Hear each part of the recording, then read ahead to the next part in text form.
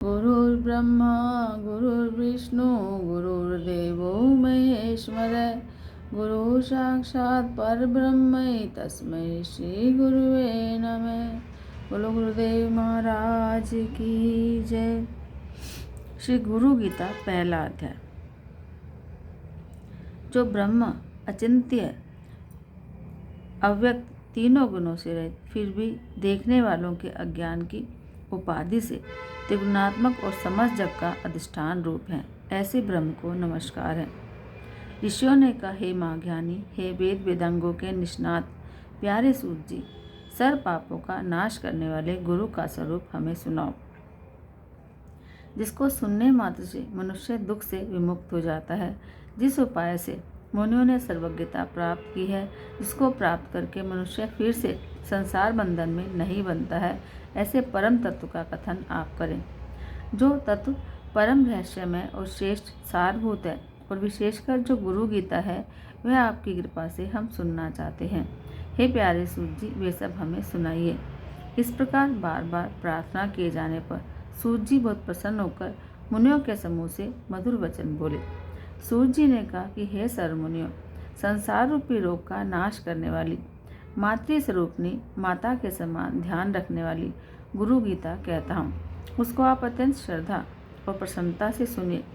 प्राचीन काल में सिद्धों और गंधर्वों के आवास रूप कैलाश पर्वत के शिखर पर कल्पवृक्ष के फूलों से बने हुए अत्यंत सुंदर मंदिर में मुनियों के बीच व्याघ्रचर्म पर बैठे हुए शुक आदि मुनियों के द्वारा वंदन किए जाने वाले और परम तत्व का बोध देते हुए भगवान शंकर को बार बार नमस्कार करते देखकर अतिशय नम्र मुख वाली पार्थिव जी ने आश्चर्यचकित होकर पूछा।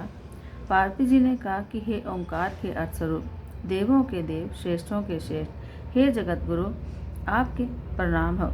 देव दानव मनुष्य सब आपको सदा भक्तिपूर्वक प्रणाम करते हैं।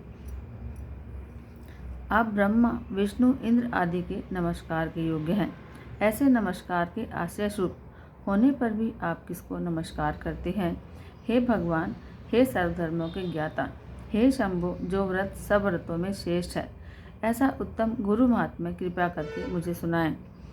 इस प्रकार पार्थिव देव द्वारा बार बार प्रार्थना किए जाने पर महादेव ने अंतर से खूब प्रसन्न होते हुए पार्थिव से इस प्रकार कहा। श्री महादेव जी ने कहा, हे देवी, यह तत्व जो है रहस्यों का भी रहस्य है, इसलिए कहना उचित नहीं, पहले किसी से भी नहीं कहा, फिर भी तुम्हारी भक्ति देखकर वह रहस्य कहता हूँ।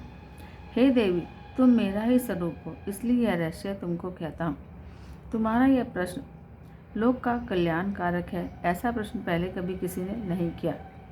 जिसको ईश्वर ने उत्तम भक्ति दी है, जिसको ईश्वर में उत्तम भक्ति होती है, जैसी ईश्वर में वैसी ही भक्ति जिसको गुरु में भी होती है, ऐसे महात्माओं को ही यहाँ कहीं हुई बात समझ में आएगी।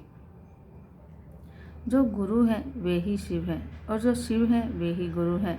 दोनों में जो अंतर मानता है वह गुरु पत्नी गमन करने वाले के समान पापी होता है।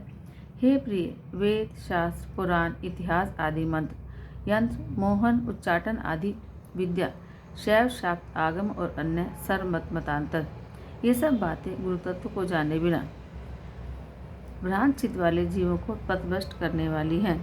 और जब तप व्रत तीर्थ यज्ञ दान ये सब व्यर्थ हो जाते हैं।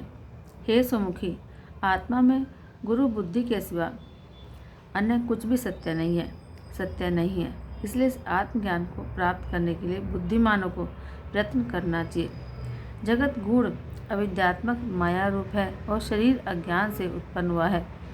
इनका विश्लेषणात्मक ज्ञान जिनकी कृपा से होता है, उस ज्ञान को गुरु कहते हैं। जिस गुरुदेव के पाद सेवन से मनुष्य सर्व पापों से विशुद्ध आत्मा होकर ब्रह्म रूप हो जाता है, वह तुम पर कृपा करने के लिए कहता हूँ। श्री गुरुदेव का चरणामृत पाप रूपी कीचड़ का सम्यक शोषक है, ज्ञान तेज का सम्यक उद्दीपक है और संसार सागर का सम्यक तारक है। अज्ञान की जड़ को उखाड़ने वाले, अनेक जन्मों के कर्मों को निवारने वाले, ज्ञान और वैराग्य को सिद्ध करने वाले श्री गुरुदेव के चरणामृत का पान करना चाहिए। अपने गुरुदेव के नाम का कीर्तन अनंत स्वरूप भगवान शिव का ही कीर्तन है। अपने गुरुदेव के नाम का चिंतन अनंत स्वरूप भगवान शिव का ही चिंतन है। गुरुदेव का निवास स्थान काशी क्षेत्र है। श्री गुरुदेव का पादोदक गंगा जी है। गुरुदेव भगवान विश्वनाथ और निश्चय ही साक्षात तारक ब्रह्म है। गुरुदेव की सेवा ही तीर्थराज गया है। गुरुदेव का शरीर अक्षय वट वृक्ष है। गुरुदेव के श्रीचरण भगवान विष्णु के श्रीचरण है। वहाँ लगाया हुआ मन तदाकार हो जाता है।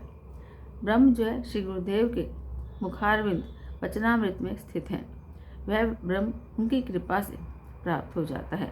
इसलिए जिस प्रकार स्वेच्छाचारी स्त्री अपने प्रेमी पुरुष का सदा चिंतन करती है, उसी प्रकार सदा गुरुदेव का ध्यान करना चाहिए। अपने आश्रम, ब्रह्मचर्य आश्रम आदि, जाति, कीर्ति, पद प्रतिष्ठा, पालन पोषण ये सब छोड़कर गुरुदेव का ही सम्यक आश्रय लेना चाहिए। विद्या गुरुदेव के मुख में रहती है और वह गुरुदेव की भक्ति से ही प्राप्त होती है। यह बात तीनों लोकों में देव, ऋषि, पितृ, गंधर्व, मानवों द्वारा स्पष्ट रूप से कही गई है। गुरु शब्द का अर्थ है अंधकार यानी अज्ञान, और रू शब्द का अर्थ है प्रकाश यानी कि ज्ञान। अज्ञान को नष्ट करने वाले जो ब्रह्म रूप प्रकाश है वह गुरु है, इसमें कोई संशय नहीं है। गु कार अंधकार है और उसको दूर करने वाला रू कार है। अज्ञान रूपी अंधकार को नष्ट करने के कारण ही गुरु कहलाते हैं। गु कार से गुणातीत कहा जाता है, रू कार से रूपातीत कहा जाता है। गुण और रूप से पर होने के कारण ही गुरु कहलाते हैं। गुरु शब्द का प्रथम अक्षर गु माया आदि गुणों का प्रकाशक है और दूसरा अक्षर रू कार माया की भ्रांति से मुक्ति देने वाला परब्रह्म है। गुरु सर्वश्रुति रूप श्रेष्ठ रत्नों से सुशोभित चरण कमल वाले हैं और वेदांत के अर्थ के प्रवक्ता हैं। इसलिए श्री गुरुदेव की पूजा करनी चाहिए, जिनके स्मरण मात्र से ज्ञान अपने आप प्रकट होने लगता है और वे ही सर्व शम दम आदि संपदा रूप हैं। अतः श्री गुरुदेव की पूजा करनी चाहिए। संसार रूपी वृक्ष पर चढ़े हुए लोग नरक रूपी सागर में गिरते हैं, उन सब का उद्धार करने वाले श्री गुरुदेव को नमस्कार है। जब विकट परिस्थिति उपस्थित होती है तब वे ही एकमात्र परम बांधव हैं और सब धर्मों के आत्मस्वरूप हैं। ऐसे श्री गुरुदेव को नमस्कार है। संसार रूपी अरण्य में प्रवेश करने के बाद दिग्मूढ़ की स्थिति में जब कोई मार्ग नहीं दिखाई देता है, चित्त भ्रमित हो जाता है, उस समय जिसने मार्ग दिखाया उन श्री गुरुदेव को नमस्कार है। इस पृथ्वी पर त्रिविध ताप आदि व्याधि उपाधि रूपी अग्नि से जलने के कारण अशांत हुए प्राणियों के लिए गुरुदेव ही एकमात्र उत्तम गंगा जी हैं। ऐसे श्री गुरुदेव जी को नमस्कार है। 7 समुद्र पर्यंत के सर्व तीर्थों में स्नान करने से जितना फल मिलता है वह फल श्री गुरुदेव के चरणामृत के एक बिंदु के फल का 1000वां हिस्सा है। यदि शिव जी नाराज हो जाए तो गुरुदेव बचाने वाले हैं, लेकिन यदि गुरुदेव नाराज हो जाए तो बचाने वाला कोई भी नहीं। अतः गुरुदेव को संप्राप्त करके सदा उनके शरण में रहना चाहिए। गु शब्द का गु अक्षर जो है गुणातीत अर्थ का बोधक है और रू अक्षर रूप रहित स्थिति का बोधक है। ये दोनों गुणातीत और रूपातीत स्थितियाँ जो देते हैं उनको गुरु कहते हैं। हे प्रिय, गुरु ही त्रिनेत्र रहित यानी 2 नेत्र वाले साक्षात शिव हैं, 2 हाथ वाले भगवान विष्णु हैं और 1 मुख वाले ब्रह्मा जी हैं। देव, किन्नर, गंधर्व, पितृ, यक्ष, गंधर्व का और तुम्बरु और मुनि लोग भी गुरु सेवा की विधि नहीं जानते। हे प्रिय, तार्किक, वैदिक, ज्योतिष, कर्मकांडी और लौकिक जन निर्मल गुरु तत्व को नहीं जानते।